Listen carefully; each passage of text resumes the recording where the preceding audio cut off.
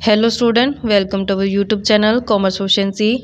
आज की क्लास में कवर करेंगे टॉपिक कि प्राइस और आउटपुट कैसे डिटरमाइन किया जाता है, यानी कि इक्विलिब्रियम अंडर डिस्क्रिमिनेटिंग मोनोपोली। इसे लास्ट क्लास में मैंने कवर किया था टॉपिक कि when is price discrimination profitable, यानी कि प्राइस को डिस्क्रिमिनेट करना कब प्रॉफिटेबल रहता है मोनोपोलिस्ट के लिए। अगर अभी तक आपने लास्ट क्लास ही नहीं देखी, देखिए ताकि आपकी स्टडी में कंसिस्टेंसी बनी रहे। अगर अभी तक आपने मेरे यूट्यूब चैनल कॉमर्स प्रोफिशिएंसी को सब्सक्राइब नहीं किया, सब्सक्राइब कीजिए और बेल आइकन जरूर प्रेस कीजिए ताकि जब भी मैंने वीडियोस अपलोड करूं सबसे पहले नोटिफिकेशन के पास जाए, आप वीडियोस को सबसे पहले देखें और आपकी स्टडी बूस्ट अप हो। कवर करते हैं कंसेप्ट, स्टार्टिंग से लेकर एंड तक जरूर देखिए क्योंकि इंपॉर्टेंट है ये कंसेप्ट अपने आप में। तो स्टार्ट करते हैं कि प्राइस और आउटपुट कैसे डिटरमाइन किया जाता है मोनोपोलिस्ट द्वारा जब उसने डिस्क्रिमिनेशन प्राइस को अडॉप्ट करना होता है। तो यहाँ पे मोनोपोलिस्ट क्या करता है कि जितना उसने टोटल आउटपुट प्रोड्यूस किया होता है तो वो डिसाइड करता है कि इस टोटल आउटपुट को डिफरेंट मार्केट्स के अंदर किस तरीके से प्राइस डिस्क्रिमिनेट करके सेल करे कि जिससे उसका जो प्रॉफिट मैक्सिमम हो जाए। तो यहाँ पे वो अलग अलग मार्केट कंडीशंस को उठाता है और उस बेस पे डिटरमाइन करता है कितना आउटपुट किस मार्केट के अंदर किस प्राइस के ऊपर है जो वो सेल करेगा अपने मेन ऑब्जेक्ट यानी कि टोटल रिवेन्यू को मैक्सिमम करने के लिए। तो यहाँ पे एक्सप्लेनेशन कहते हैं कि जो एम होता है मोनोपोलिस्ट का in resorting to price discrimination is to increase total revenue. तो यहाँ पे मोनोपोलिस्ट जो प्राइस डिस्क्रिमिनेट करता है किस लिए करता है, टोटल रिवेन्यू को बढ़ाने के लिए, यानी कि प्रॉफिट को बढ़ाने के लिए। Analysis of price determinations under price discriminations can be made with reference to to और मोर मार्केट कंडीशंस। तो यहाँ पे मोनोपोलिस्ट क्या करता है कि दो या दो से ज़्यादा मार्केट कंडीशंस को लेता है, उसके बेस पे वो डिटरमाइन करता है कि किस प्राइस पे उसको सेल करना है। We study situations of price discriminations in which a monopolist by selling a product at two different price pockets A part of consumer surplus. तो यहाँ पे प्राइस डिस्क्रिमिनेशन करते समय मोनोपोलिस्ट कंसीडर करता है कंज्यूमर सरप्लस को, जिसे पिगू ने थर्ड डिग्री प्राइस डिस्क्रिमिनेशन बोला है। थर्ड डिग्री प्राइस डिस्क्रिमिनेशन में हम एग्जांपल डंपिंग का लेके चलते हैं। डंपिंग में क्या होता है बच्चों कि जब एक प्रोड्यूसर अपने डोमेस्टिक मार्केट के अंदर हाई रेट पे प्रोडक्ट को सेल करता है और जब वही प्रोडक्ट बाहर फॉरेन में या अदर कंट्री में सप्लाई किया जाता है तो उसी प्रोडक्ट का जो प्राइस रहता है वो लो रहता है, यानी कि अपनी मार्केट डोमेस्टिक मार्केट में हाई प्राइस पे सेल करते हैं, फॉरेन की मार्केट में लो प्राइस पे जब सेल किया जाता है प्रोडक्ट तो उसे डंपिंग बोला जाता है। तो यहाँ पे मोनोपोलिस्ट क्या करता है कि हर एक जो मोनोपोलिस्ट होता है जब डिस्क्रिमिनेट करता है प्राइस को तो उसका मेन मोटिव रहता है कि प्रॉफिट को मैक्सिमम करना। तो वो प्रोड्यूस करेगा आउटपुट को उस लेवल तक जहाँ तक उसका मार्जिनल रेवेन्यू इक्वल आ जाएगा मार्जिनल कॉस्ट के। तो यानी कि जो ये कंडीशन है MR is equal to MC will be apply by him in each market. तो यानी कि जो ये कंडीशन है मार्जिन रेवेन्यू का मार्जिन कॉस्ट के इक्वल होना, ये हर एक मार्केट के अंदर जो अप्लाई करेगा monopolist.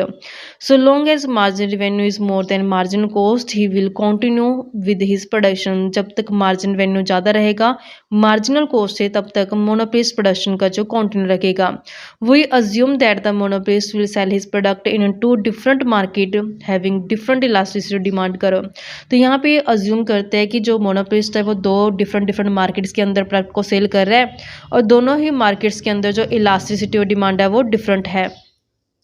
Discrimination monopolist is to decide about. तो यहाँ पे जो डिस्क्रिमिनेटिंग मोनोपोलिस्ट होगा वो क्या डिसाइड करता है, सबसे पहले कि कितना टोटल आउटपुट है जो प्रोड्यूस किया जाए और दूसरा कि कितना आउटपुट है जो सेल किया जाए अलग अलग मार्केट के अंदर और किस प्राइस पे उसको सेल करना चाहिए ताकि वो अपने प्रॉफिट को मैक्सिमम ले सके। तो यहाँ पे दो कंडीशंस है प्रॉफिट मैक्सिमम की जो पूरी करनी जरूरी होती है मोनोपोलिस्ट के लिए। सबसे पहले कंडीशन रखी गई है कि यहाँ पे must get same margin revenue in both the market की। जो दो मार्केट के अंदर सप्लाई करेगा मोनोपोलिस्ट तो दोनों ही मार्केट के अंदर जो मार्जिन रेवेन्यू होगी वो सेम रहेगी। तो यहाँ पे एग्जांपल ले लेते हैं कि ए मार्केट है और बी मार्केट है। मार्केट ए की जो मार्जिन रेवेन्यू MR1 से नोट करते हैं, मार्केट बी की मार्जिन रेवेन्यू को MR2 से नोट करते हैं। तो यहाँ पे दोनों ही मार्केट की मार्जिन रेवेन्यू क्या होनी चाहिए, इक्वल होनी चाहिए। अगर मान लेते हैं कि यहाँ पे जो ये कंडीशन है MR इक्वल नहीं है दोनों मार्केट की, तो यहाँ पे फिर क्या करेगा, एग्जाम्पल ले लेते हैं कि जैसे लेट कर लेते हैं कि जो मार्जिन रेवेन्यू मार्केट ए की वो कम है बी से, यानी कि ए मार्केट में मार्जिन रेवेन्यू कम मिल रहा है मार्केट बी में ज़्यादा मिल रहा है। तो फिर इस केस में मोनोपोलिस्ट क्या करेगा, जहाँ पे मार्जिन रेवेन्यू ज़्यादा मिल रहा है मार्केट बी में तो वहाँ पे आउटपुट को ज़्यादा सेल करेगा और ए मार्केट से हटाता जाएगा आउटपुट को और बी मार्केट में सेल करता जाएगा ताकि उसको मार्जिन रेवेन्यू ज़्यादा मिल रही है वहाँ से अपना प्रॉफिट मैक्सिमम कर सके। तो ये तब तक चलता रहेगा प्रोसेस जब तक कि दोनों ही मार्केट का मार्जिन रेवेन्यू जो इक्वल नहीं आ जाएगा।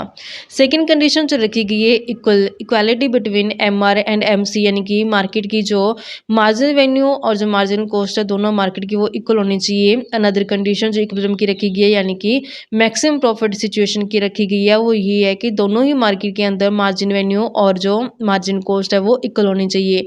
जैसे पहली मार्केट की मार्जिन रेवेन्यू और दूसरी मार्केट की मार्जिन रेवेन्यू इक्वल होनी चाहिए मार्जिन कॉस्ट के।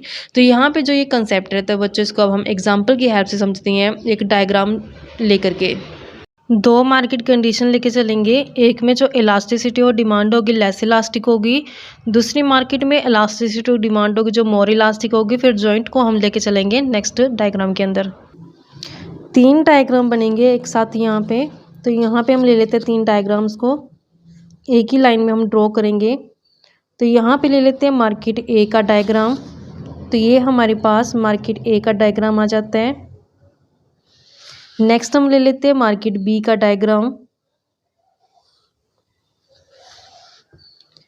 तो ये हमारे पास आ जाएगा मार्केट बी का डायग्राम।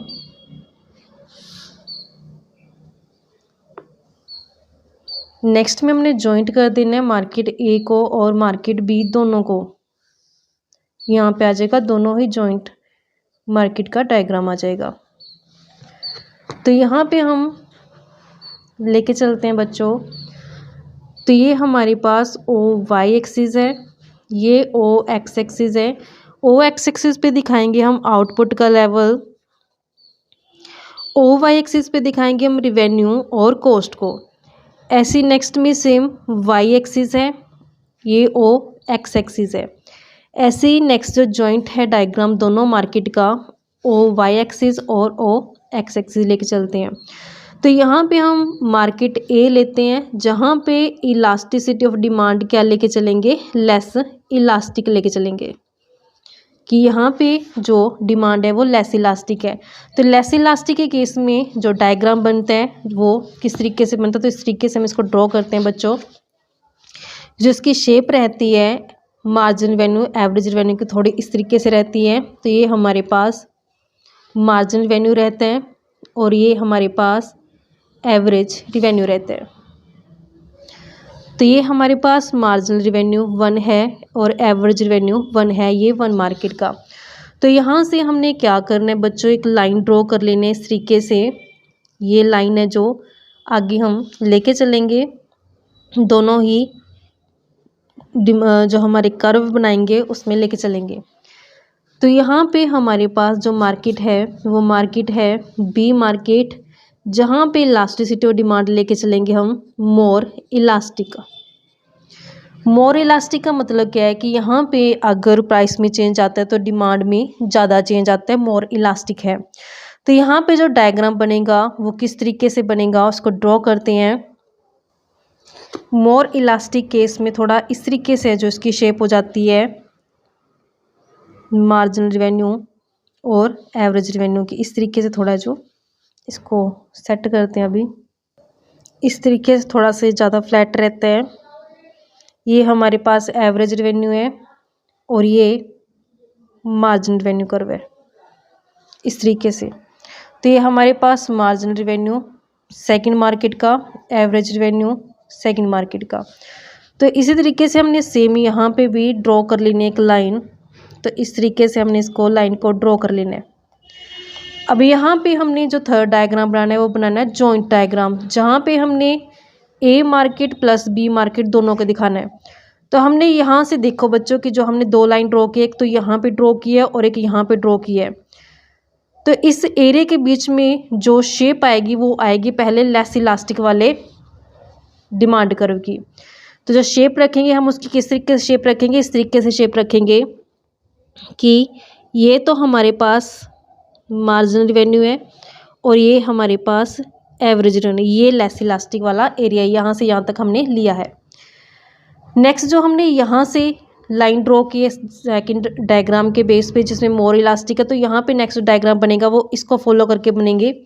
तो यहाँ पे जो इसकी शेप है मार्जिनल और एवरेज रेवेन्यू की सेम ड्रॉ करेंगे। तो इस तरीके से हमने जो ये हमारे पास बनता है एवरेज रेवेन्यू और ये हमारे पास मार्जिन रेवेन्यू कर्व है जो ड्रॉ करेंगे। तो ये मार्जिनल रेवेन्यू और ये एवरेज रेवेन्यू कर्व हमने ड्रॉ कर दिया। यहाँ से यहाँ तक जो शेप लिया हमने लेस इलास्टिक मार्केट ए की ली है और बाकी नेक्स्ट जो शेप लिया मोर इलास्टिक यानी कि मार्केट बी की उठाई है। अब हमने देखना है कि जहाँ पे MRMC इक्वल होते हैं वहीं पे जो डिटरमाइन किया जाता है एक मोनोप्लिस द्वारा आउटपुट और प्राइस के लेवल को। तो जहाँ MRMC इक्वल होते हैं तो वहाँ पे हम लेते हैं, तो हम ले लेते हैं कि जो MC कर्व है वो इस तरीके से MC कर्व को हम ड्रॉ कर देते हैं। तो ये हमारे पास MC है, इसने MR को यहाँ पे कट किया है तो MRMC यहाँ पे इक्विलिब्रियम में आ जाते हैं, इंटरसेक्शन पॉइंट है। तो जब यहाँ पे हम देखते हैं तो हमारे पास यहाँ से पता चल जाता है कि कितना आउटपुट का है जो प्रोडक्शन करना पड़ेगा और कितना जो प्राइस रहेगा। इस तरीके से हमने आउटपुट और प्राइस डिटरमाइन कर लिया। ये OQ क्वांटिटी ले लेते हैं और ये OP प्राइस रख लेते हैं। अब जो ये टोटल क्वांटिटी होती है इस क्वांटिटी को इन दोनों मार्केट्स में कितना कितना सप्लाई करे और किस प्राइस पे सप्लाई करे एक मोनोप्लिस्ट की उसको प्रॉफिट मैक्सिमाइजेशन का ऑब्जेक्ट है जो अचीव हो जाए। तो यहाँ पे हम इस जो ये प्राइस इक्विवेलेंट प्राइस डिटरमाइन किया गया उसी को फॉलो करते हैं आगे। तो इस तरीके से हम फॉलो करके चलेंगे दोनों ही मार्केट्स के अंदर, तो हमें पता चल जाएगा इसे। इस तरीके से हमने इसको फॉलो कर लिया है इक्विवेलेंट प्राइस को, और क्वांटिटी कितनी रहेगी जहाँ पे जो ये हमारे पास MR को टच करेगा तो वहाँ पे वो इक्विवेलेंट पॉइंट का जो नोट करता जाएगा। तो यहाँ पे इतनी क्वांटिटी जो सेल की जाएगी मार्केट बी के अंदर, ये ले लेते हैं हम Q2 ले लेते हैं सेकंड मार्केट की, और यहाँ से हम ले लेते हैं जो ये हमारे पास फर्स्ट मार्केट है।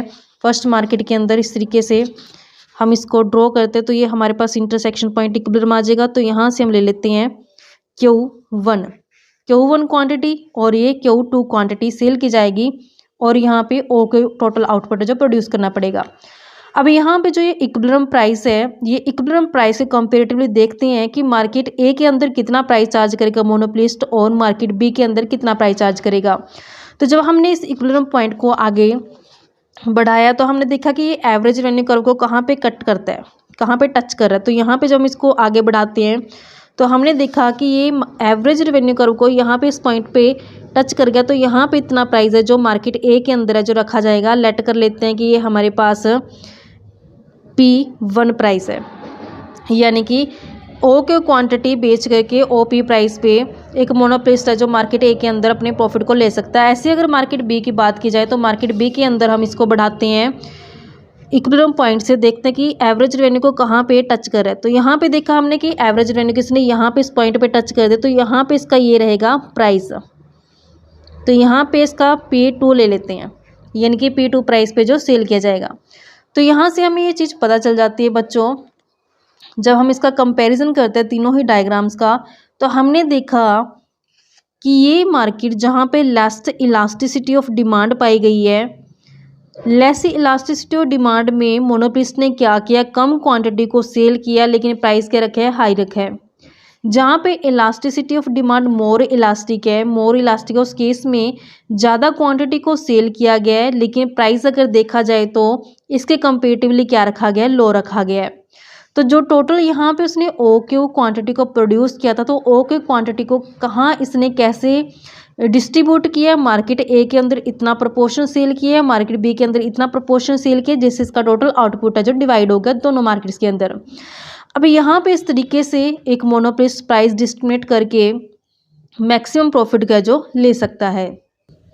इस तरीके से बच्चों ये हमारे पास कंसेप्ट बनता था। आई होप कि आपको क्लियर हो गया होगा। नेक्स्ट क्लास में कवर करेंगे डिग्री ऑफ प्राइस डिस्क्रिमिनेशन। ऐसे ही रेगुलर क्लासेस देखने के लिए आप मेरे यूट्यूब चैनल कॉमर्स प्रोफिशिएंसी को सब्सक्राइब, लाइक और शेयर करें। बेल आइकन जरूर प्रेस करें ताकि जब भी मैंने वीडियोस अपलोड करूँ सबसे पहले नोटिफिकेशन के पास जाए, आप वीडियोज़ को सबसे पहले देखकर आपकी स्टडी बूस्टअप हो।